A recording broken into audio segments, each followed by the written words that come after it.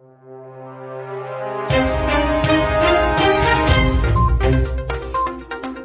to VAR India News Hour. Growth of MSMEs is critical for fulfilling the national mission.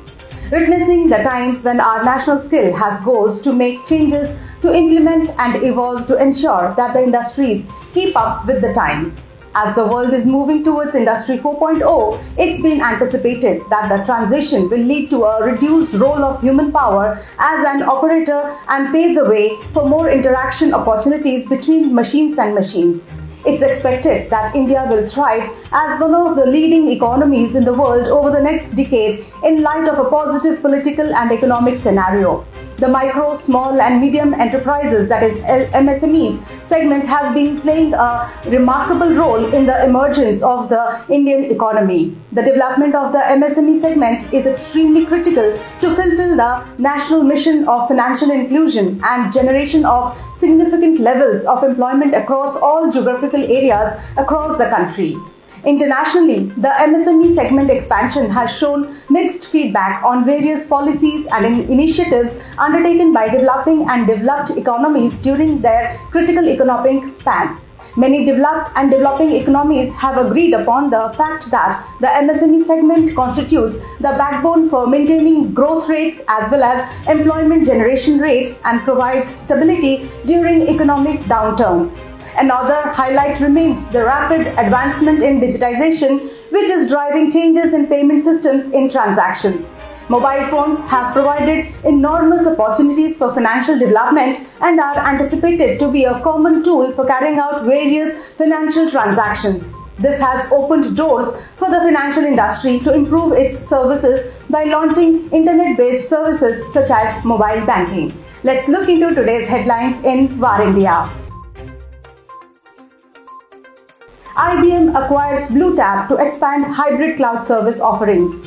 IBM announced another acquisition of BlueTab to expand its portfolio of data, cloud, and analytics services. With this, it will further advance its hybrid cloud and artificial intelligence strategy across Europe, Latin America, and North America. BlueTab will become a strategic part of IBM's data services consulting practice to further advance its hybrid cloud and artificial intelligence strategy.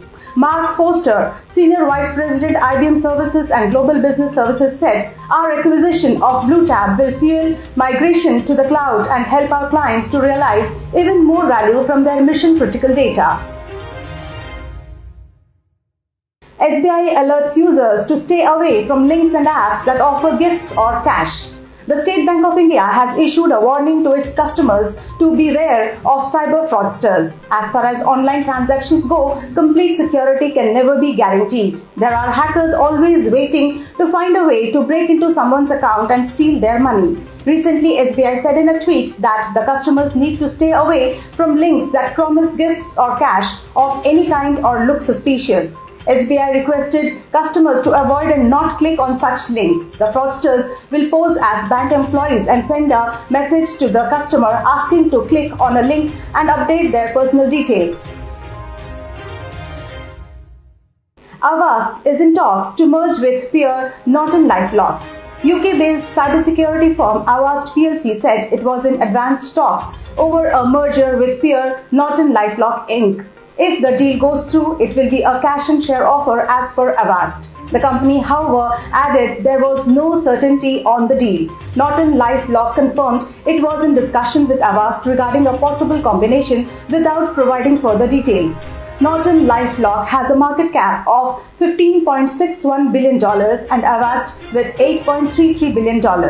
Avast makes both free and premium software, and the former offering are quite popular with users. Avast boasts of 435 million users and as many as 49% of its employees working on R&D. Its adjusted revenue in 2020 was $892.9 million.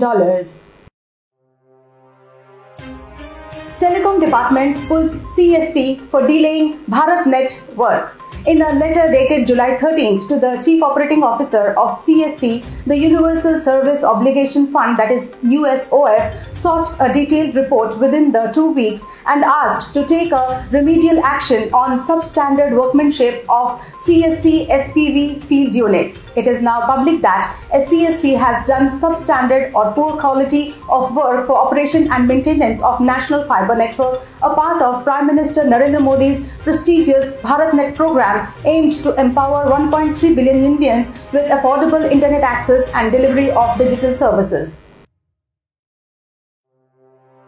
A former employee demanding rupees 48 lakhs after stealing company data.